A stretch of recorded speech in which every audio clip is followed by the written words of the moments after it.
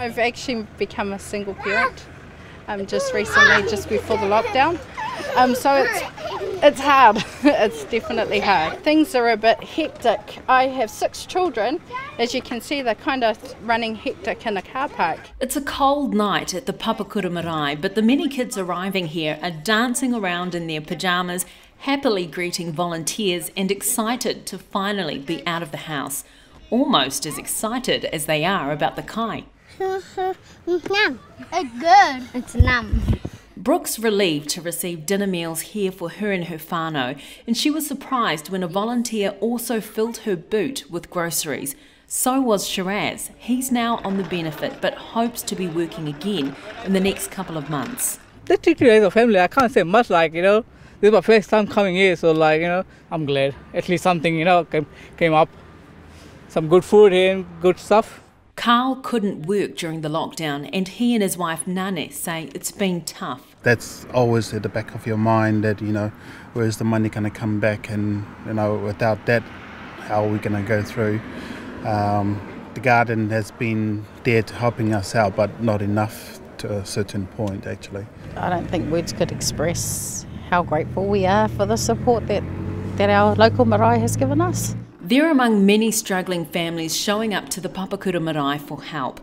During the day, there's a food bank available. At night, the Marae's partnered up with Life Church, who provides volunteers and funds dinner meals for families to take home.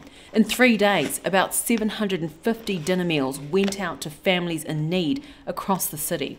The Marae's Chief Executive Tony Kake says the impacts he's seeing in his community right now are extreme. There's a lot of families that are now turning up the new unemployed. There's a and they're doing it tough. So any little food parcel that we can provide for them just gets them through to the next day. The poverty is extreme, but we try and sweeten that up as much as we can in any way we can. COVID has.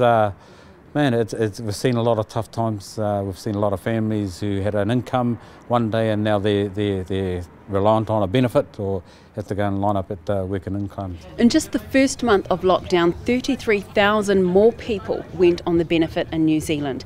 Now that brings the total number of people on all benefits to 335,000.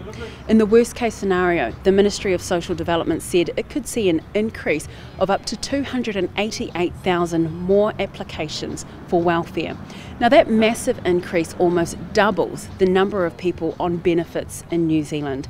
Many of the families that are coming here to the Papakura Marae and Life's other soup kitchens are among those who have lost jobs to COVID-19 and who will join the flood of applications for welfare to MSD in the coming months. As part of the government's COVID-19 economic response plan, it's lifted weekly benefits by $25.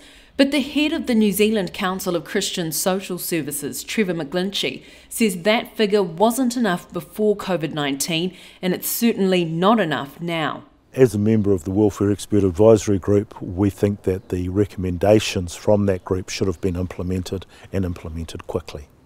Going into this crisis situation, we can't afford to have more and more New Zealanders living in complete poverty. Ensure that people's income is actually based on how much it costs to live. We pick a number out of the air and say this is your benefit level. It's got nothing to do with how much it costs to live. The NZCCSS has been tracking poverty levels in New Zealand since the global financial crisis. Trevor says New Zealand already had a high poverty rate before COVID-19 because of the impacts of the GFC. Now that rate is soaring. The charitable sector stood up and began delivering food immediately at the start of the lockdown. And it took somewhere between 7 and 10 days before the Civil Defence Emergency Management schemes were actually able to get started and support that food delivery process. In the past, the NZCCSS said the government relied too heavily on community organisations and charity groups to step in and meet the needs of those in their communities. As part of its COVID-19 response plan, the government's committing $27 million towards social services and community groups. But Trevor says it's crucial that it works alongside those on the ground to tackle new levels of poverty in New Zealand. Life volunteers Brian and Jenny are seeing it firsthand. We know the level of, I suppose you can call it poverty with the people around here. Even before this happened, sad, really sad. And it's indicative really of how many people I think were actually close to the borderline before the lockdown happened. And now the lockdown has basically tipped a lot of them over that threshold. The whole time we've been in lockdown has been a struggle for me. Just wondering how people are going, you know, are they getting fed, have they got meals? It's just something that you don't take for granted. Husband and wife Tyndall and Nia have 6 kids of their own and know what it's like to do it tough.